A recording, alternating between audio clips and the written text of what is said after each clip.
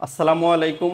Gravity school of সায়েন্সের পক্ষ থেকে সবাইকে আন্তরিক শুভেচ্ছা এবং অভিনন্দন জানাচ্ছি। আমি এইচআর হাবিব। আজকের এই ভিডিওটি এত গুরুত্বপূর্ণ হতে যাচ্ছে যে এই ভিডিওটি কেমিস্ট্রির স্টুডেন্ট যারা রয়েছে, যারা কেমিস্ট্রি পড়াশোনা করো, তাদের এই ভিডিওটি দেখা বাধ্যতামূলক হওয়া উচিত। ব্যাপারটা হচ্ছে আজকের আলোচনার বিষয় ঘনমাত্রা। ঘনমাত্রা বিষয়ে যত সমস্যা রয়েছে আমরা সেইগুলো আজকে আলোচনা করার চেষ্টা করব। রসায়নে ঘনমাত্রা প্রকাশ করার জন্য যতগুলো একক রয়েছে সেই বিষয়গুলোর উপরই আজকে আলোকপাত করার চেষ্টা করব। দেখো, আমি এখানে প্রায় বেশ কিছু পদ্ধতি আলোচনা করেছি যা রসায়নে ঘনমাত্রা প্রকাশ করা হয়, যার মাধ্যমে রসায়নে ঘনমাত্রা প্রকাশ করে হয়ে থাকে। প্রথমে যে পদ্ধতিটার নাম লিখেছি তার নাম হচ্ছে মোলারিটি। মোলারিটি কাকে বলে? 1000 নির্দিষ্ট তাপমাত্রায়, মোলারিটির উপর তাপমাত্রার প্রভাব রয়েছে, এজন্য সংজ্ঞায় তাপমাত্রা বলতে হবে। নির্দিষ্ট তাপমাত্রায় 1 লিটার বা 1000 মিলিলিটার দ্রবণে যত মোল দ্রব্য দ্রবীভূত থাকে তাকে ওই দ্রবণের মোলারিটি বলে। এবং মোলারিটি বের করার এই ফর্মুলাটি ক্লাস 9-10 থেকে তোমরা পড়ে আসতেছো।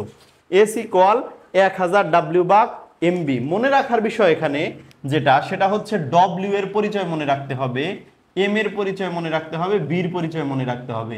ডব্লিউটা হচ্ছে দ্রব্যের ভর। ডব্লিউটা কিসের ভর? দ্রব্যের ভর।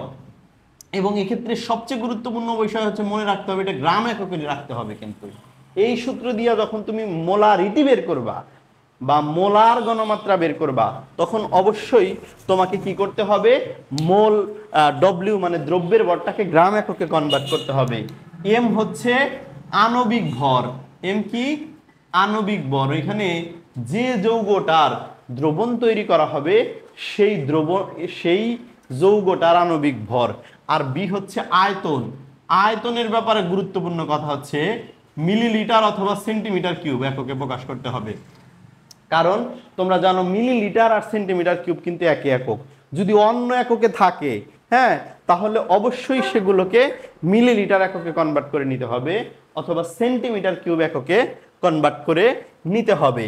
এবং এই ক্ষেত্রে মোলারিটিতে প্রকাশ করা হলে দ্রবণের ঘনমাত্রার একক দাঁড়ায় মোল পার লিটার।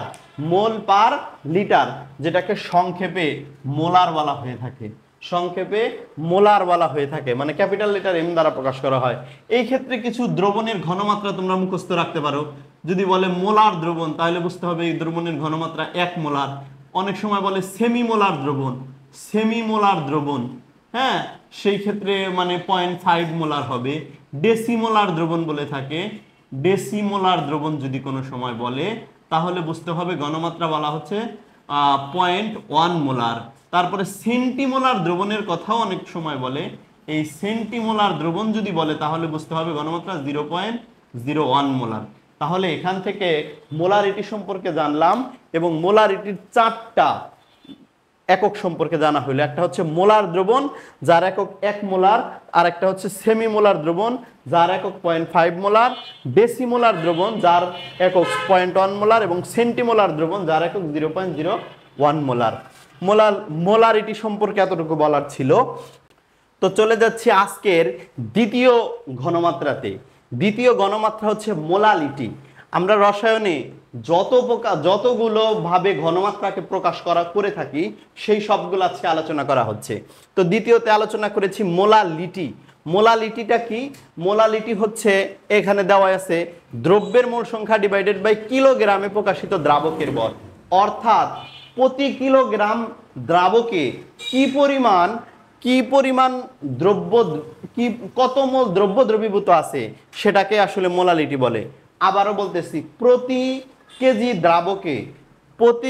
দ্রাবকে যত মোল দ্রব্য দ্রবীভূত থাকে তাকে ওই দ্রবণের মোলালিটি বলে। তাহলে মোলালিটির একক দাঁড়ায় হচ্ছে মোল পার কেজি। মোল পার কেজি, ঠিক আছে?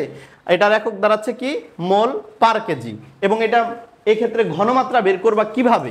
বের করবা হলো উপরে হলো দ্রব্যের মোল সংখ্যা দিবা, নিচে হলো দ্রাবকের পরিমাণ দিবা। অবশ্যই কেজি এককে। কি এককে? কিলোগ্রাম। দ্যাট মিন্স কেজি এককে দিতে হবে। এজন্য একক দাঁড়াবে কি? মোল পার কেজি। এরপরে খেয়াল করো নরমালিটি। এরপরে কি? নরমালিটি। আজকের তৃতীয় ঘনমাত্রা অর্থাৎ 3 নাম্বার পদ্ধতি ঘনমাত্রা প্রকাশ করার নরমালিটি। নরমালিটির সংজ্ঞা কি? নরমালিটি হচ্ছে নির্দিষ্ট তাপমাত্রায় প্রতি লিটার দ্রবণে দ্রবীভূত দ্রব্যের গ্রাম এককে প্রকাশিত দ্রব্যের ভর। প্রতি লিটার দ্রবণে দ্রবীভূত দ্রব্যের ভর, কিন্তু কোন এককে? গ্রাম এককে। এর আগের দুইটা কি ছিল? মোল এককে। যেমন এখানে ছিল কত মোল দ্রব্য আছে, এখানেও ছিল কত মোল দ্রব্য আছে। হ্যাঁ, এখানে কি কত গ্রাম দ্রব্য আছে। ঠিক আছে, এজন্য এটার একক কি? গ্রাম পার লিটার। এটার একক কি? গ্রাম পার লিটার। এবং এই সূত্রে তুমি যদি নরমালিটিতে ঘনমাত্রা বের করতে চাও সেটা হলো 1000 W/EB। 1000 W/EB। এখানে W কিন্তু দ্রব্যের ভর, যথারীতি W হচ্ছে দ্রব্যের ভর, এবং এটার এককও কি? সেই পরিচিত গ্রাম এককেই। এইখানে B হচ্ছে দ্রবণের আয়তন। দ্রবণের আয়তন, হ্যাঁ, এটাও সেই মিলিলিটার এককেই দেওয়া যাবে। এখানে নতুন একটা টার্ম, সেটা হচ্ছে ই। ইটা কি? এটা হচ্ছে তুল্য ভর। ই কি? তুল্য ভর। তুল্য ভর আবার কারে বলে? তুল্য ভর হচ্ছে ভর, দ্রব্যের ভর বাই আণবিক ভর। দ্রব্যের ভর, আণবিক ভর বাই তুল্য সংখ্যা। আণবিক ভর বাই তুল্য সংখ্যা। তাহলে যে কোনো একটা যৌগের তুল্য ভর আমরা কিভাবে বের করব? যে কোনো একটা যৌগের তুল্য ভর বের করব, ওই যৌগটার আণবিক ভরকে তুল্য সংখ্যা দ্বারা ভাগ করব। এখন তুল্য সংখ্যা কিভাবে বের করব? তুল্য সংখ্যা কি? এক্ষেত্রে অনেকগুলো কথা বলা লাগে, তারপরেও সংক্ষেপে শেষ করার চেষ্টা করছি। তুল্য সংখ্যা হচ্ছে, অ্যাসিডের ক্ষেত্রে যদি বলো তাহলে তার তুল্য সংখ্যা হবে ধনাত্মক হাইড্রোজেন আয়নের সংখ্যা। যদি ক্ষারের ক্ষেত্রে বলো তাহলে এর তুল্য সংখ্যা হবে এখানে ওই ক্ষারের ভিতরে হাইড্রক্সিল আয়নের সংখ্যা। তারপরে যদি লবণের কথা বলো তাহলে লবণের ক্ষেত্রে তুল্য সংখ্যা হবে ওই লবণে ধনাত্মক আয়নের সংখ্যা। এইভাবে অ্যাসিড, ক্ষার, লবণের ক্ষেত্রে বললাম, তাই না? আরো কিছু বলা যায়, যেমন জারকের ক্ষেত্রে তার জারণ মান, বিজারকের ক্ষেত্রে বিজারণ মান। এইরকম সংখ্যাকেই আসলে তুল্য সংখ্যা বলে। আশা করি সবাই বুঝতে পেরেছো। নরমালিটি এককে আমরা এই ডাটাগুলা বসাইলে যে এককটা আসবে সেটা হচ্ছে গ্রাম পার লিটার। এটাকে সংক্ষেপে নরমালও বলা হয়ে থাকে। অ্যান্ড দেন আসতেছি পিপিএম একক। পিপিএম হচ্ছে কোনো একটা দ্রবণের প্রতি 10 লক্ষ ভাগের মধ্যে কত ভাগ দ্রবীভূত আছে সেটাকেই তার আসলে কি বলা হয়? পিপিএম একক বলা হয়। এবং এই এককে কনভার্সন করার ক্ষেত্রে সূত্রটা কি দাঁড়াবে? x × m × 10⁶ divided by 1000। পরিচয় মনে রাখতে হবে, পরিচয় গুরুত্বপূর্ণ। x কি, তারপরে হচ্ছে m কি। x হচ্ছে এখানে মোল সংখ্যা, x হচ্ছে কি? মোল সংখ্যা। আর m হচ্ছে আণবিক ভর। x হচ্ছে মোল সংখ্যা এবং m হচ্ছে আণবিক ভর। এবং এই ক্ষেত্রে যে এককটা দাঁড়াবে সেটাকে আমরা পিপিএম একক বলতে পারি। আসলে পিপিএম একক মানে কি? পিপিএম একক মানে হচ্ছে মিলিগ্রাম পার লিটার। এইরকম আরো কিছু একক রয়েছে, যেমন পিপিবি আছে, তারপরে পিপিটি আছে।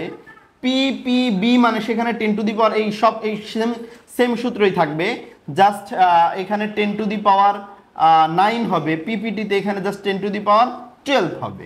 এইটাই হচ্ছে ঘনমাত্রা প্রকাশের আরো একটা পদ্ধতি। দেন চলে যাচ্ছি 5, 6, 7 নাম্বার একক। এই তিনটা পদ্ধতিতেও ঘনমাত্রা প্রকাশ করা হয়ে থাকে। এই ক্ষেত্রে একটা হইতে পারে পার্সেন্টেজ, এটা মূলত শতকরায় প্রকাশ। ঘনমাত্রার শতকরা প্রকাশ বা শতকরা এক্সপ্রেশন, পার্সেন্টেজ এক্সপ্রেশন। দেখো x% × W/B, এটা দ্বারা বোঝায় হলো এখানে যে পার্সেন্টটা দেওয়া থাকবে, আমরা জানি পার্সেন্ট মানে কি, যেমন 10% বা 5%, এই কথাটার মানে কি? 5/100 বুঝি, তাই না? 5/100 বুঝি। তাহলে x% মানে কি বোঝাবে? যে দ্রব্যের ভর। তাহলে এই 5% যদি বলি তাহলে 5 হচ্ছে দ্রব্যের ভর, 100 হচ্ছে দ্রবণের ভর। এটা হলো দ্রব্যের ভর, নিচে হলো দ্রবণের ভর। এই যে বি মানে আয়তন, তাহলে এটা আয়তনের পরিমাণ, উপরে হলো দ্রব্যের ভর। তো এরকম থাকে। এইরকম থাকলে বা মোলারিটিতে প্রকাশ করার জন্য আমরা যে কাজটা করি সেটা হলো পার্সেন্টেন্সের যে পরিমাণ ওই পরিমাণটা 10 দ্বারা গুণ করি এবং আণবিক ভর দ্বারা ভাগ করি। ওই যৌগটা ওই দ্রবণটা যে যৌগের সেই যৌগের আণবিক ভর দ্বারা ভাগ করতে হয়, তাহলে কি আসে মোলার বা মোল পার লিটার আসে। এরপরে W/W মানে এখানে যে পরিমাণটা দেওয়া থাকবে উপরে যেটা থাকবে এটা দ্রব্যের ভর, নিচে যেটা থাকবে ওইটাও W মানে দ্রব্যের ভরই। এই ক্ষেত্রে যে জিনিসটা লাগে সেটা হলো রো, এবং এই রো হচ্ছে দ্রবণের ঘনত্ব। কিসের ঘনত্ব? দ্রবণের ঘনত্ব। বাকি টার্মগুলো কিন্তু সেম। এরপরে x% ইন্টু বি ভাগ বি এরকম ভাবে যদি থাকে তাহলে 10 ইন্টু রো, 10 ইন্টু কি আসে রো ইন্টু কি বলে পার্সেন্টেন্সের মান। এই যে পার্সেন্টেন্সটা বললো সেই পার্সেন্টেন্সের মান, এই যে পার্সেন্টেজটা বললো সেই পার্সেন্টেন্সের মান, এই যে পার্সেন্টেজটা বলা হয়েছে সেই পার্সেন্টেন্সের মান, সেই পার্সেন্টেন্সের মান কিন্তু আসবে। আর এইখানে যে রো আসছে এই W/W তে রো মানে দ্রবণের ঘনত্ব, কিন্তু বি ভাগ বিতে এই রো কিন্তু দ্রবণের ঘনত্ব না। এটা হচ্ছে দেখো এইখানে x% ইন্টু W/W তে যে রোটা বলা হয়েছে সেটা কিন্তু দ্রবণের ঘনত্ব, আর x% ইন্টু বি ভাগ বি এখানে যে রোটা বলা হয়েছে এটা কিন্তু দ্রব্যের ঘনত্ব। এটা কিসের ঘনত্ব? দ্রব্যের ঘনত্ব। এই হচ্ছে এই দুইটার মধ্যে একটু পার্থক্য। তাহলে আমরা আজকের এই ভিডিওটিতে দ্রবণের ঘনমাত্রা প্রকাশ করার 7টা পদ্ধতি আলোচনা করলাম। একটা হচ্ছে মোলারিটি, তারপর একটা ছিল মোলালিটি, তারপর একটা ছিল নরমালিটি, এন্ড দেন ppm, আর হচ্ছে লাস্টে হচ্ছে শতকরা পরিমাণ। এই হলো ঘনমাত্রা প্রকাশের যতগুলো পদ্ধতি রয়েছে সবগুলো আলোচনা করা হলো। ভিডিওটি অত্যন্ত গুরুত্বপূর্ণ, আশা করি সবাই বুঝতে পেরেছো। কোথাও যদি কনফিউশন লাগে, না বুঝতে পারো, কমেন্টস করে জানিয়ে দিতে পারো, আমি ইনশাল্লাহ কমেন্টসের রিপ্লাই দিয়ে বুঝিয়ে দেওয়ার চেষ্টা করব। পরবর্তী ভিডিওগুলোতে ইনশাল্লাহ চেষ্টা করব এই যে ঘনমাত্রা প্রকাশের যে বিভিন্ন পদ্ধতি আলোচনা করা হলো এই প্রত্যেকটা পদ্ধতির বিভিন্ন ম্যাথমেটিক্যাল টার্ম সলভ করা। আমরা বিভিন্ন ম্যাথমেটিক্যাল টার্ম সলভ করে দেখাবো এই ঘনমাত্রা প্রকাশের এই পদ্ধতিগুলোর আলোকে। গ্র্যাভিটি স্কুল অফ সায়েন্সের ইউটিউব চ্যানেল সাবস্ক্রিপশন এবং ফেসবুক পেজ ফলো করার মাধ্যমে আমাদের সাথেই থাকো।